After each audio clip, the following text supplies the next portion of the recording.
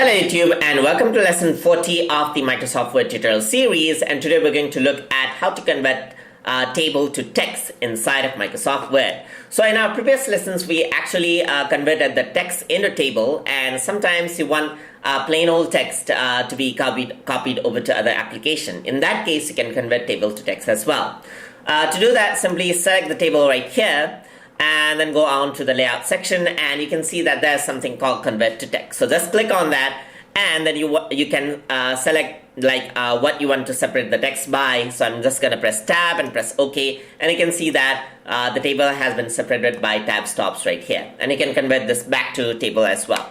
So you can convert it like that. You can also go to layout right here and go to convert to text, and you can separate it by commas as well. As you can see, now the product has been separated by commas.